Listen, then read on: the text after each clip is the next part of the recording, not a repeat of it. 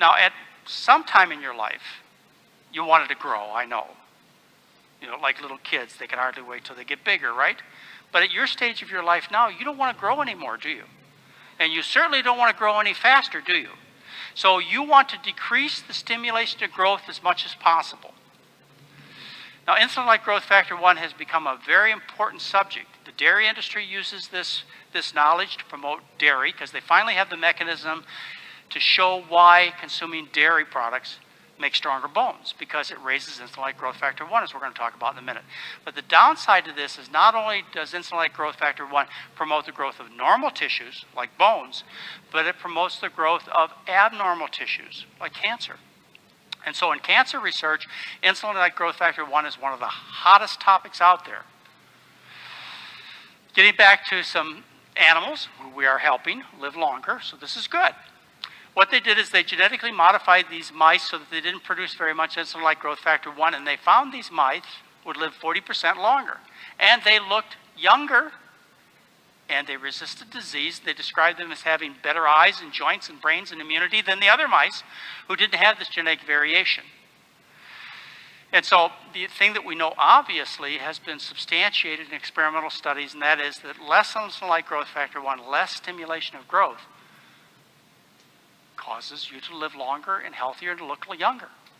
Now, British women who are vegans, they eat an awful lot of soy products, I have to tell you. And a lot of oil in their diet too, but they don't touch any animal products. When they studied 292 British women ages 20 to 70 years old, and they looked at their insulin-like growth factor 1 levels in their blood, what they found is something very important. Those who were vegans, again, eating plenty of soy and oil in their diet, those who were vegans had 13% lower insulin-like growth factor 1 levels in their bodies compared to the 99 that were meat eaters and the 101 that they studied who were lacto-ovo vegetarians. And they also did a similar study in men and found men who were vegans had 9% lower IGF-1 levels. So, you know, this is something that's been seen in human populations, is you can change your IGF-1 levels by simply changing your diet. So what are some of the specific things that make a difference in terms of IGF-1 levels? Well, dairy products cause high IGF-1 levels to occur in people. But that makes sense, doesn't it? Because what is the purpose of milk? The purpose of milk is to cause things to grow. That's the ideal food when you are growing, or any animal is growing its most. Any mammal grows its most is when its ideal food is milk, right? So you would expect one of the things for milk to do is to cause insulin-like growth factor 1 levels to go up. And so it does. They've done 2 studies, and both of them paid by the dairy industry, because as I told you, the dairy industry uses this to promote and to explain why cow's milk is good for the bones. I mean, they couldn't explain it in terms of calcium. That's just complete nonsense. So they had to come up with an explanation that had some scientific validity, and they've hit on it. Is that when you eat dairy, what happens is you increase your growth hormones. As a consequence, the bones grow, everything grows. And so in the 2 studies they paid for, one in postmenopausal women and one in adolescent girls, they found that adding about a glass of milk a day increased the insulin-like growth factor 1 levels in these females' bodies by about 10%.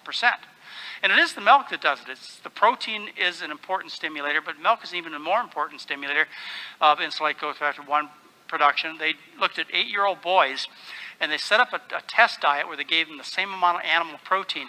And what they found when they compared 8 ounces of low-fat meat to an equivalent amount of low-fat milk, same amount of protein, and it was the dairy that really caused the rises in the child's insulin-like growth factor 1 levels by about 19%. So of all the things that you consume, at least that's what I used to believe, of all the things that you consume, dairy products, which is obvious, would be the foods that increase your insulin-like growth factor 1 levels most. And so if you don't want to promote cancer growth, you don't want to grow older faster, you get dairy out of your diet. And I think most of you have already figured that out, right? Okay. This is going to bother you. In a study recently published, 2003, they took and set up an experiment where with one group of people, what they did is they gave them 40 grams of milk protein. Okay. Like, you know, skim milk, that kind of thing. 40 grams of milk protein. And they watched what happened to their insulin-like growth factor 1 levels.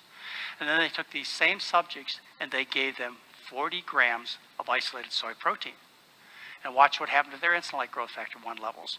The results are down at the bottom. Milk concentrate increased insulin-like growth factor 1 levels by 36%. But isolated soy protein increased insulin-like growth factor 1 levels by 69%, or twice as much. 40 grams of isolated soy protein. How do you get 40 grams of isolated soy protein? Or maybe I should say, is how many of you had 40 grams of isolated soy protein today? If you eat one chicken soy patty and 2 soy burgers, you got 40 grams of isolated soy protein in. So you today increased your insulin-like growth factor 1 levels twice as much as you would if you'd consumed dairy.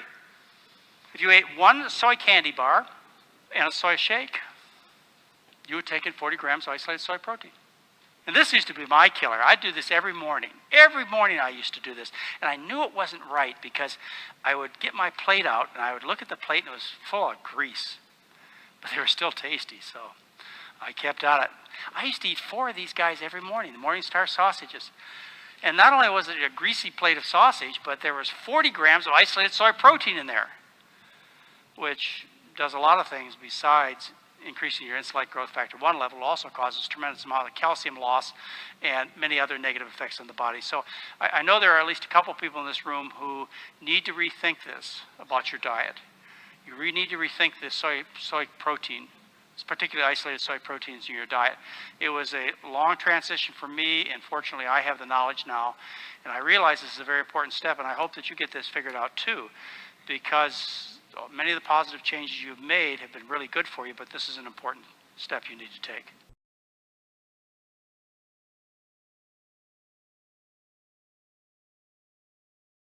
You guys like bacon? Light Life, smart bacon. Bacon made from soy. This company, Light Life, also makes smoky tempeh bacon. Now, tempeh is a fermented version of soy, so it tastes a little different than the other stuff, but keep in mind, I would not recommend products to you if they didn't taste fantastic. I am trying to win you over, so you go veg. I'm not showing you every product we have. Some of our products suck.